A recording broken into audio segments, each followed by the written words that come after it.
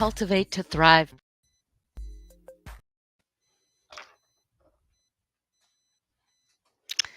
Hello, and welcome to Cultivate to Thrive podcast. My name is Michelle Gunn, and I'm a Gallup certified strengths coach. I am a self actualization coach and a mindset coach, three things that envelop all of who you are. Now, I help professional moms thrive in their reclaimed value as they cultivate a life of purpose that is also fulfilling. Welcome to this episode. Today, my topic is the significance of relationships, a Christian woman's perspective. I thought this would be very appropriate since today is Ash Wednesday and Valentine's Day. So, I want to start out a little bit differently, especially since everyone knows that this has a Christian kind of tone to it. So, I was gifted this great Lenten companion. And as I was reading it this morning, there's a little prayer that I want to share with everyone. Ready? Named Father, Son, Holy Spirit. Amen. Father in heaven, you see everything. Convert my heart so that I may constantly remember your hidden gaze and learn to delight in pleasing you, even when no one else sees what I do. Amen. I thought that was very fitting. The commentary talks about, people wanting to be seen, especially here on this Valentine's Day. Many people want to be seen by the ones they love, by those they are enamored with, and want to be showered with gifts. It's been quite commercialized. We should actually be showing love every day. So, to begin, I do again want to welcome all of you who are here today. I'm very happy to have you here. And I really want to talk about the significance of relationships with a Christian perspective. And it's not relationships, just love relationships, it's relationships everywhere in our life. So, talking about scripture, I want to highlight these two scriptures that talk about relationships. One, 1 Peter 4:8. Above all, love each other deeply because love covers over a multitude of sins.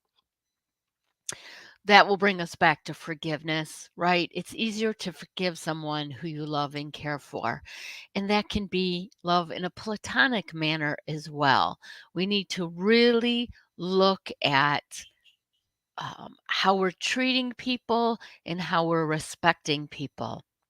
1 Thessalonians 5:11. Therefore, encourage one another and build each other up, just as in fact you are doing, right? We need to encourage people, not downgrade people. As I've said many times before, we're usually taught what we do wrong, what we need to do better, the direction we should be. Our focus needs to be on positive. Yes, some people need correction and guidance, but you can still do it in a loving manner as well. So, welcome Judith, and she is telling us that in Finland, Valentine's Day is called, and I'm not going to pretend I can pronounce that, but it means Friends Day, covering everyone. How beautiful. And I know here in America in schools, we do that. We celebrate Valentine's Day where the kids give Valentines to their friends and classmates as well. So, um, now that we have that biblical foundation of how we need to treat each other, and I think most of us already know that, we just forget when we get wrapped up. It's so easy being human to look for transactional relationships. Like I spoke about yesterday in my post, relationships should not be transactional, which means you shouldn't be looking for what you can get from another person, and that's why you're in a relationship with them. And I did hear somebody else vocalize yesterday to a group of people how networking should be in relationships should be transactional. And that kind of rubbed me the wrong way. Yes, we're all looking for opportunity. We're all looking for um, things that we can get and do, but our heart needs to be in the right place. We need to be thinking about what we can do for others and how we can serve. Things will come. Now, that being said, should still be open to opportunities, but not taking advantage of people. And I think when relationships are transactional, it's more taking advantage of what someone can get from the other person. Good morning, Ronald. Happy to have you here in the USA. Again, I'd love to hear who's here. Post a comment and tell me where you're from. Unfortunately, I don't see all the comments. I think it has to do with connections on LinkedIn, and StreamYard doesn't allow. I'm also live streaming on Facebook and YouTube, and I don't think StreamYard is able to pull those comments in, but I will go back to all of them. So everyone who's coming in, welcome, welcome. Um, and Judith, thank you so much for that confirmation about my transactional and relationship posts. I appreciate that. So, again, when we're talking about relationship from a Christian, this is a Christian woman's perspective. This is my perspective. And I believe that you need to be in relationship with God. He should be the very first one you're in relationship with, and you build those relationships upon your relationship with God. And God helps keeps you centered in what is good and correct. And again, like my reading this morning said, God sees all. You don't have to do good for people to see you to do good, right? You do good because it's the right thing to do and it's what we should do. Another thing about your relationship with God, as you're building that relationship, you need to keep a few things in mind. And again, our world is a multitude of faiths, religions, and some people who don't believe, they believe in other things. They believe the universe is all powerful. That's fine. I have no problem with that. Everyone has faith in something, even when you say you have faith in nothing. That's having faith in nothing. So you have faith in something. So think about how you can build whatever faith you have into your life for a strong foundation. Now, as a Christian, we really like to have a deep prayer life, a good prayer life, starting out your day with prayer, praying praying by yourself, praying with other people, making it come easy. Prayer is really a conversation with God. Right. And I know as a Catholic, a lot of people don't understand the Catholic faith, including a lot of Catholics, because you hear terms like, I'm praying to the saints, I'm praying to this, I'm praying to Mary. That's not quite correct. I don't want to get into a religious discussion, but anyway, prayer is really a discussion with God, a conversation with God. Worship. We should have worship time, whatever your faith or not faith is, have that time for worship, which is a great time for community and building relationships. And whatever spiritual practices you have to deepen that connection, that includes, meditation, just really walking through nature and enjoying what God has given. Right. Ronald, thank you. Proverbs is a great place to go to talk about relationships. And yes, the Bible does talk about business in there. It's a great place to read for a lot of things, actually. And as we're talking about relationships, we talked about God. Everybody believes that Valentine's Day is about romantic relationships. Here we have Yuta telling us Finland. It's about friendships, and it is really about friendships. If you have a good romantic relationship, it is based on a friendship. You have a strong friendship with your significant other. So let's talk about building healthy friendships. Again, There are people out there looking for that transactional relationship, so you need to make sure you have boundaries in place to watch out for that. That doesn't mean you shouldn't give, but give without with the expectation of not receiving. Don't expect to receive because you're giving. Supporting and uplifting friendships can do so much for a person. They have value in, again, the support. If you're feeling low or down, your friend is there. If you just need to vent, your friend is there. Your friend is there to encourage you, to also offer another side, another view of things that maybe you don't see. So, friendships are very important in life, and they can look different for different people, right? I have highlighted two comments by two different people. One I've met in person once, and one I have yet to meet in person, one in Finland. And Ronald, who is in the USA, we were actually able to meet here in Texas in a city that I'm not from. We happened to be there the same weekend, but we have a friendship that is more of the um, virtual nature, I'll say, right? Not just online, but we do communicate on different communication channels regularly, and we support each other in different ways. And Ronald, yes, Ronald's always full of wisdom. Love your neighbor as yourself. First love and value yourself in healthy ways, which, of course, you know that. And I've talked about that self care, self love is very important.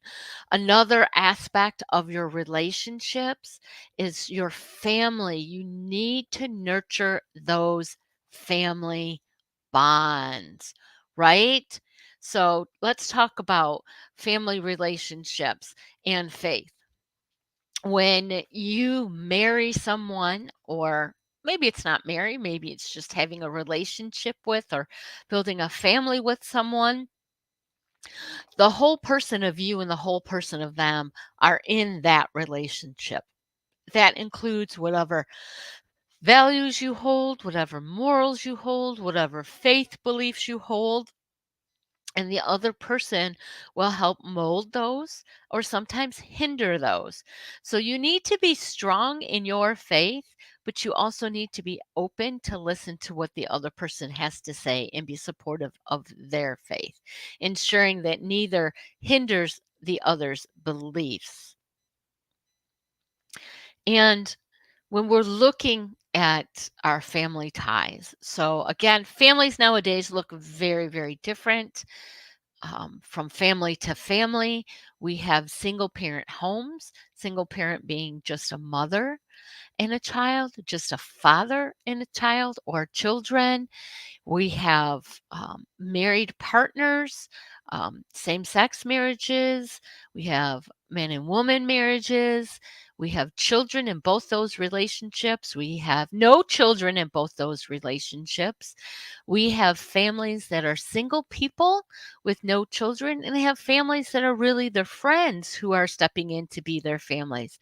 And same thing in the other families. Really, families just look different. We also have step families. I'm trying to get them all in there so I don't miss anyone, but really, just family dynamics are widely varied. We need to make sure that we're building up our family relationships. We need to make sure that we are not lost in those relationships. And and it brings up, yes, learn to love yourself if you have no idea how. Follow me, you'll get the idea. Absolutely. Thank you for that. My friend supporting and encouraging me. So, in your family relationships, it's really important to be intentional, especially when there's work involved and children. Ch- I love my children, but they do own your life, really. A lot of women and some men get lost in the identity of parenthood, that they forget who they are. They don't know who they are, and it affects all their relationships. It affects their spousal relationship, the relationships with their children. It affects the relationships at work. It affects their self-esteem. So while you're building up your family ties, don't lose yourself and be very loving and supportive to those in your family. Be encouraging, recognizing their strengths, what they have to offer. And now, of course, Valentine's Day, we're going to talk about romantic relationships. Oh, thank you, Ronald. So sweet. Thank you. As do yours. And I love listening to Ronald on the shows he's on and provides spiritual guidance as well as wisdom from his life experiences. So, when we're addressing significance of intentional, God-centered romantic relationships, I want to point us back to the Bible, which is a great place, a great source of support and help. Ephesians 4:2-3. Be completely humble and gentle. Be patient, bearing with one another in love.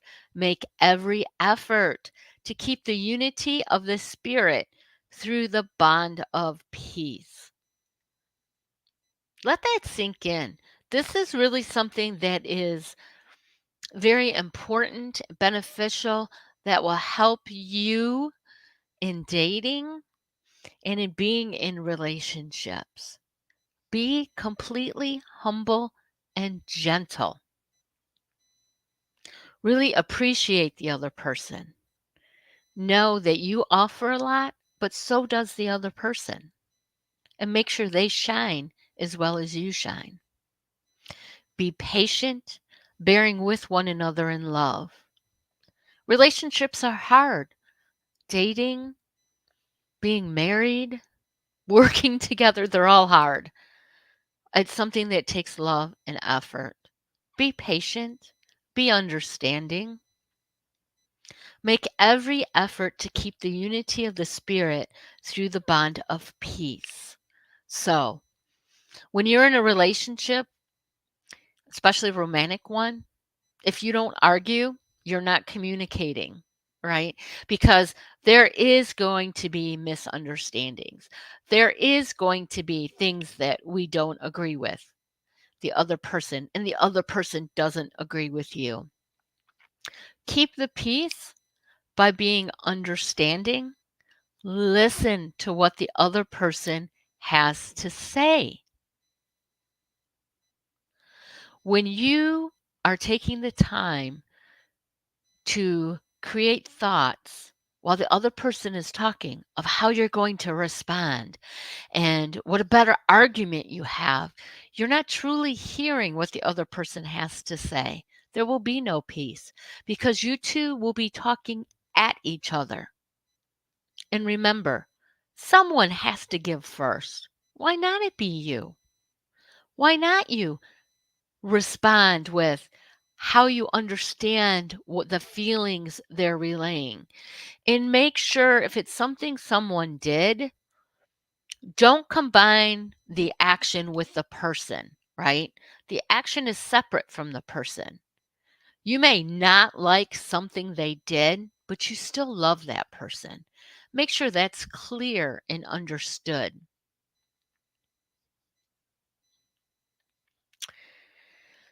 That's probably the biggest tips I have for romantic relationships. And oh, of course, never forget the other person. Don't wait till Valentine's Day, a birthday, or an anniversary to say, I love you. Don't wait for a special occasion to say, I appreciate you. Don't wait for a special occasion to say, thank you. Even the small things are important. Thank you for doing the dishes. This has saved me so much time. Now I can do this. I appreciate you. Those simple acts, and I know Ronald can attest to that in his long marriage with his wife.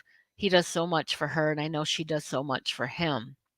that these little acts of kindness and appreciation go a long way to building trust and a strong foundation in the relationship. So I've hinted at it earlier, about forgiveness and reconciliation, right? So I want to go back. Before I get into that, I want to go into the comments a little bit. Um, Thank you, uh, Judith and Ronald, for being my super fans. I appreciate it very much. Um, Judith says, learn to love your. Oh, Ronald says, yes, learn to love yourself, mind, will, and emotions. We are fearfully and wonderfully made. Dwell with each other with understanding. Very, very well said, Ronald. Absolutely.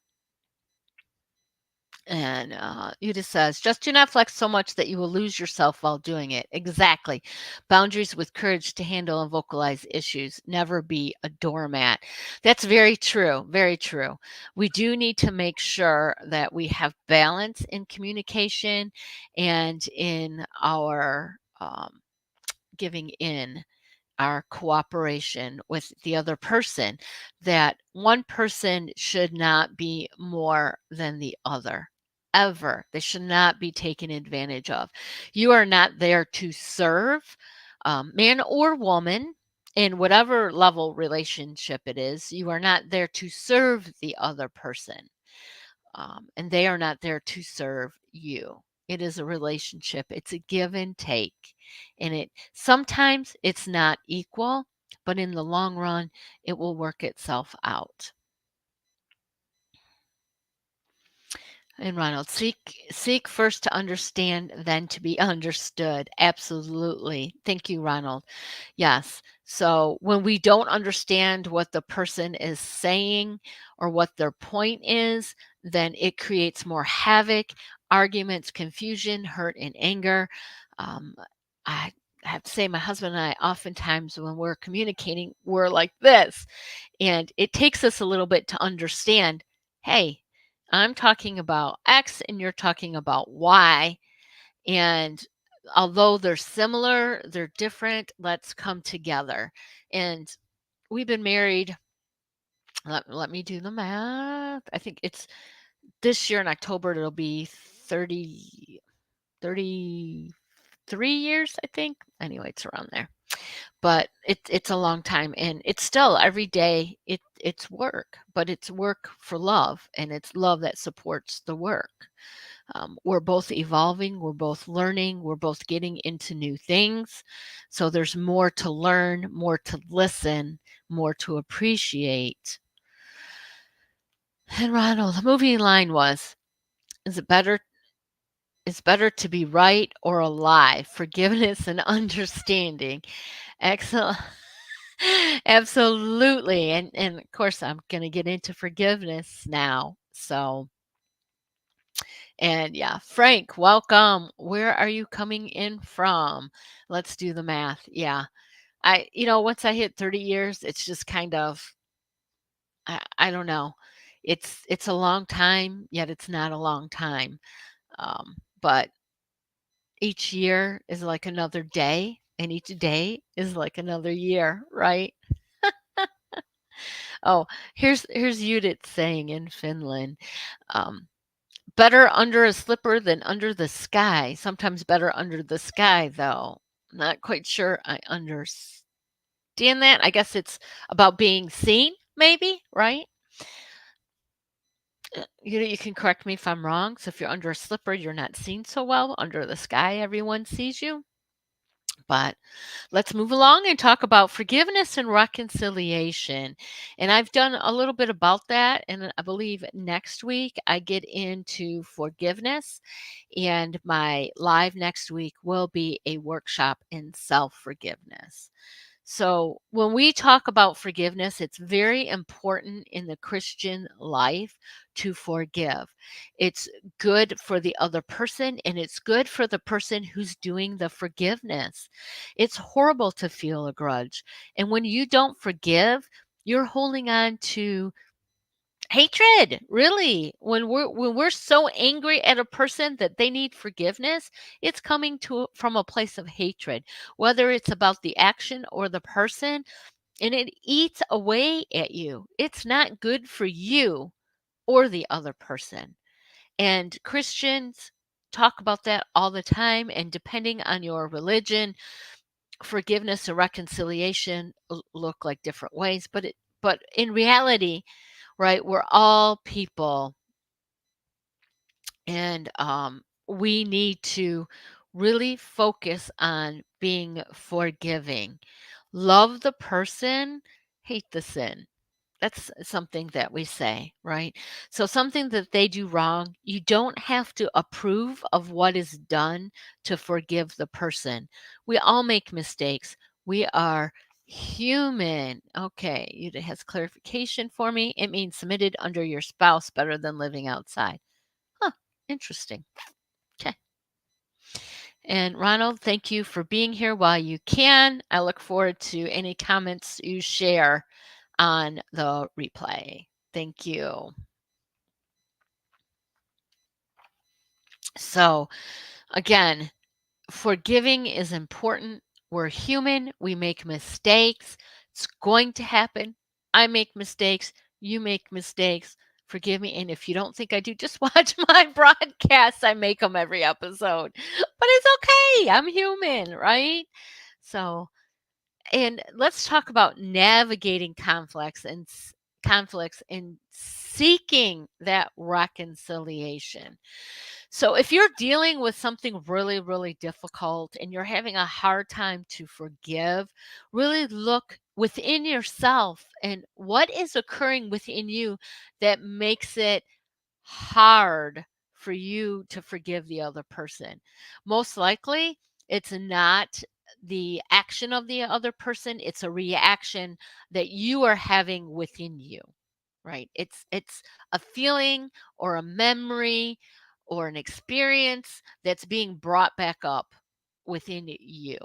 So how do you change that? Of course, mindset changes it. Look for the gift or the opportunity. And sometimes it's just acceptance. We can just accept what happened and move on. Sometimes we can learn from it, and sometimes we just need to accept it. So think about that when you are having a hard time forgiving someone. And when you know you have done wrong, you need to seek that forgiveness from the other person. Apologize. Why is it so hard for people to apologize and admit they're wrong? I have found throughout my life when making mistakes, when I just own up to it, people are so much more forgiving. They have more understanding toward what you do wrong. If you don't take accountability for what you did, it makes the hurt last longer for the other person. It builds anger, it breaks down trust, builds mistrust, and breaks down any trust you have. So, seeking that reconciliation, showing forgiveness are very, very important in relationships and relationship building. And again, accountability is a big part of that.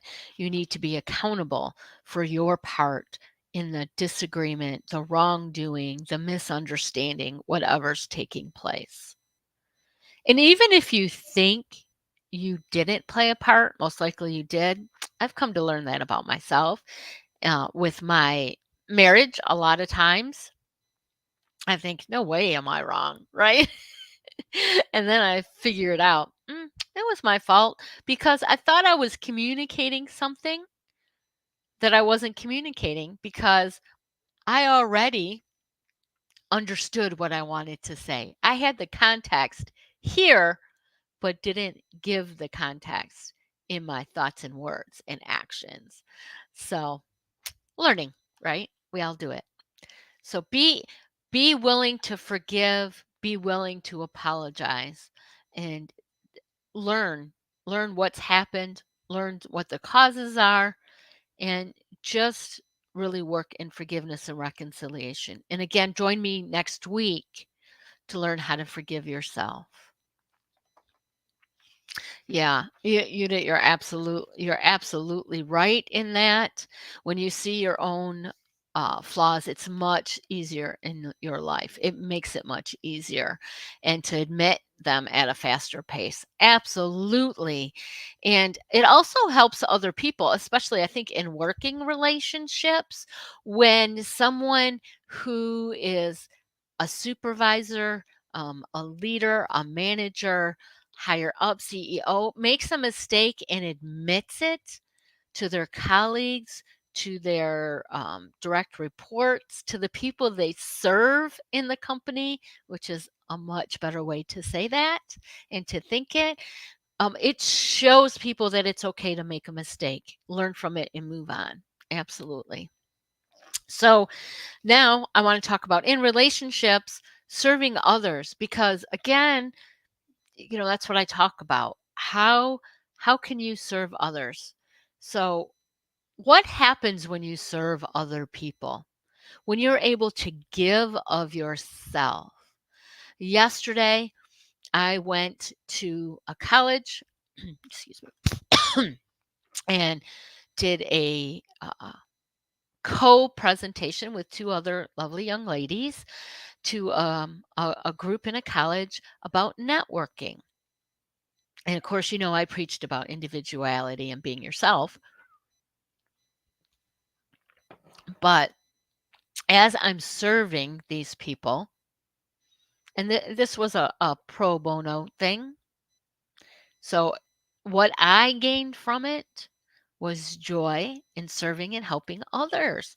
And a lot of things that we do, that is what you're going to get.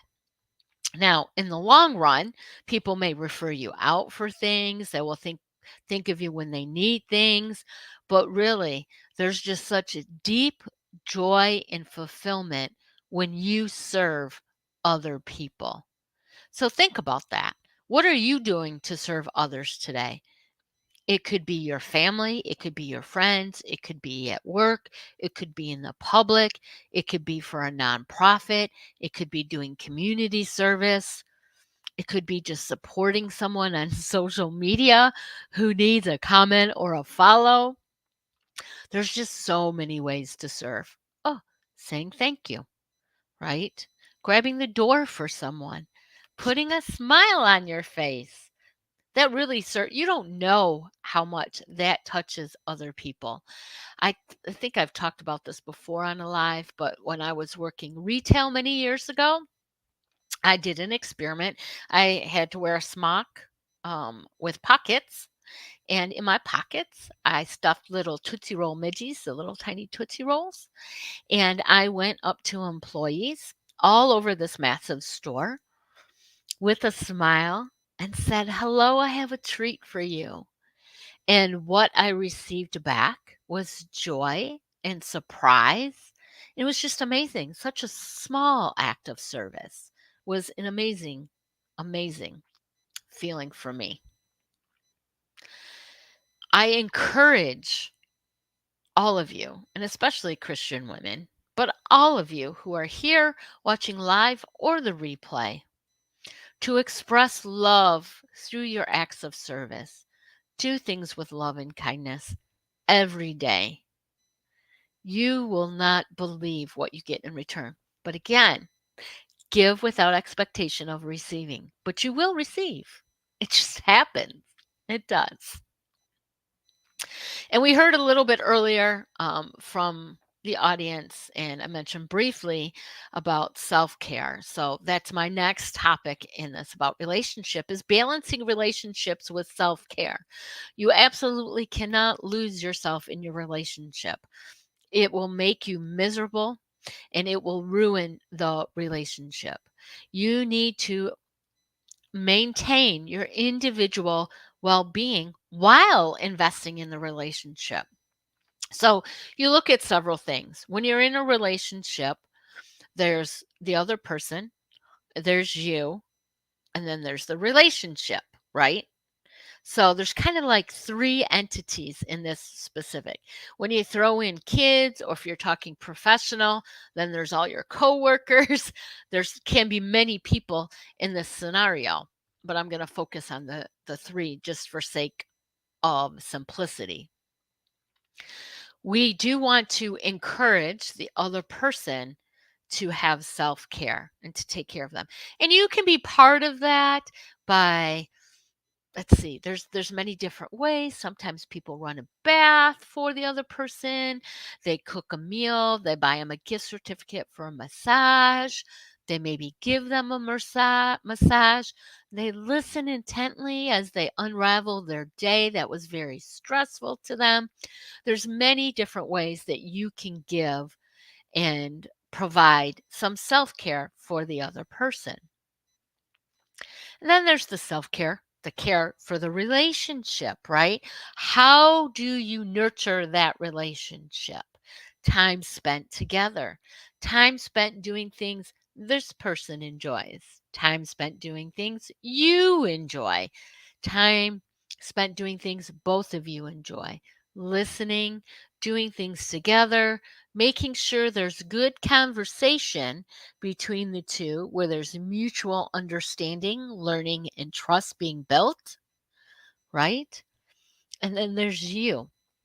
And you have to make sure that you are taking care of yourself, especially if a lot of times in relationships, there's one person that's more of the caregiver than anyone else, whether it be a spouse, a partner, children. There's usually one person that's more of a giver, and that's just who they are. And you have to make sure that although you're giving to yourself. Sometimes the other people don't understand what your needs are. You need to speak them clearly, plainly. A lot of people need it in black and white. I need time for myself. That's vague.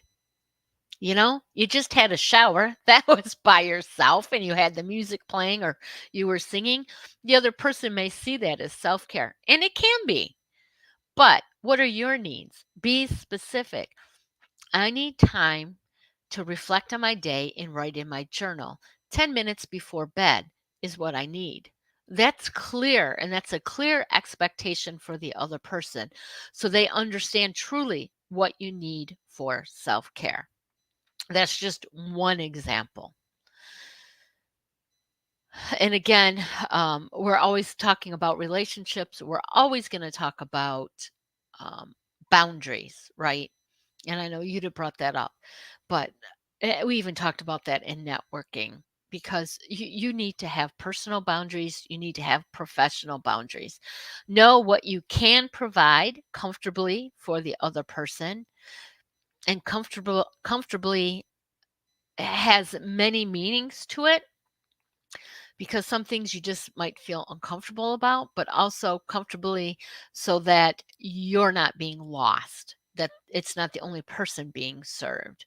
So put up those boundaries and also speak the boundaries. Let them know I can do this for you, but on this day I can't. So let's use a very simple task.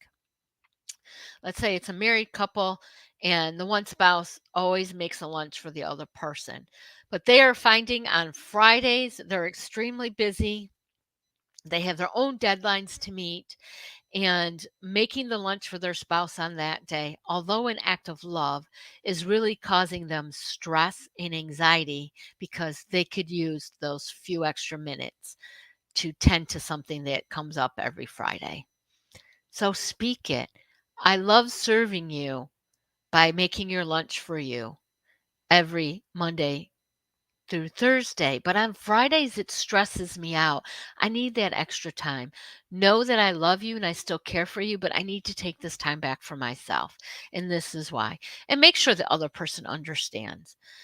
Make sure they understand that you're not getting upset. If you don't speak it and they don't understand it, and you just keep doing it, you're going to be resentful. It's going to cause hurt, it's going to cause anger. So put up those boundaries and express those verbally and make sure the other person knows that. Make sure you are spending time in self-care, whether it be daily, weekly, monthly, and really it should be all of the above. You should have daily routines. Like, one of my self-cares before I even get out of bed, I just thank God for being alive and for giving me another day, and please guide me on this day. Now, my husband's usually out of bed. I don't have to express that to him because he's really not there. So it doesn't matter, but I'm still using that time. That's my self-care time, and it's building myself up. I'm using that. So it can be something simple to doing something. I go and spend time with my oldest daughter and her wife, and usually my husband doesn't go. It's just girl time, and we just spend time bonding, and he's good with that. And he knows I need it. Same thing with my youngest daughter. We have special time that we spend together, and my husband and I, of course. My son is far away, so ours is always by video chat. But anyway, there's time you need to spend with people that is part of your self-care. Just make sure you communicate that. Again, boundaries and self-care, very important in relationships. Balancing them and communication is definitely a huge foundation of that. Mentorship and discipleship, you hear that a lot. If you're Christian, you hear discipleship a lot. In business, you hear mentorship a lot. There's mentorship in all aspects of life. A mentor is someone who has been there and done that and guides you through their process, what they've experienced. Now, I'm a coach. That's different than a mentor. A coach is someone who helps you find answers from within. Okay. That doesn't mean that I can't be a mentor for someone, um, or disciple someone. That's just another aspect. But know that when you're looking for a mentor, it's someone who's been there, done that. My youngest daughter and her husband and their baby have been living with us. They're preparing to move out on their own again. And this is going to be a great journey for them.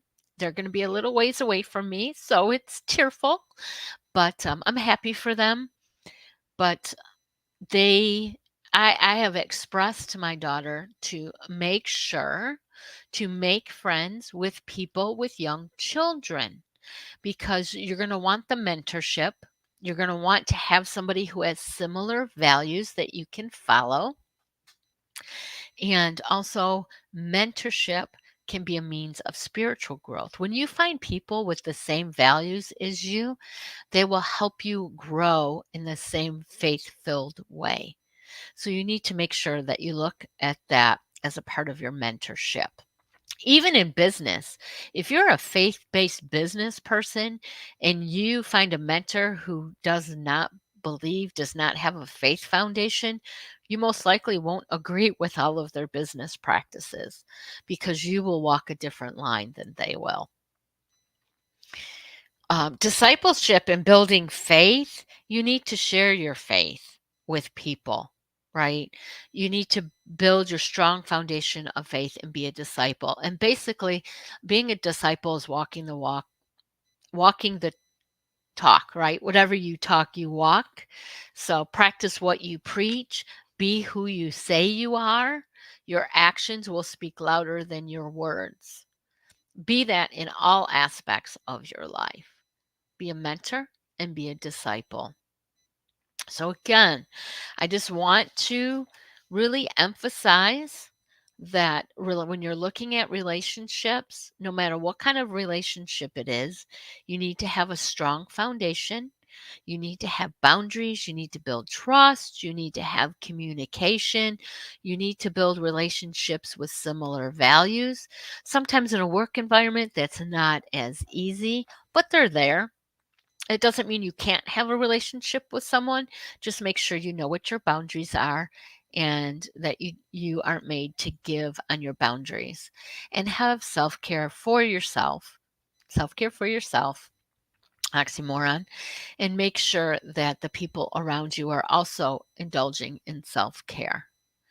And that is my Christian woman's perspective on relationships. Thank you so much for being here. I appreciate each and every one of you. If this has been helpful at all, please do share it. It will live as a replay, and it will be uploaded to my podcast, my audio podcast, which is available everywhere. If you'd like to follow and connect, you can find me on LinkedIn, Facebook, Instagram. I do some TikTok videos. You can follow my business page, Cultivate and Thrive, on LinkedIn, on Facebook, on Instagram, and I have a YouTube channel where this is playing live and the replay will live. I appreciate each and every one of you. I appreciate any comments, questions, or concerns. If there's anything else you'd like to hear about, please let me know. And I invite you to join me next week as I talk about forgive yourself. I'm going to have a mini workshop on this next week. So make sure to join me. And I'm going to finish my coffee in my Valentine's cup. Have a great day. And remember, cultivate and thrive.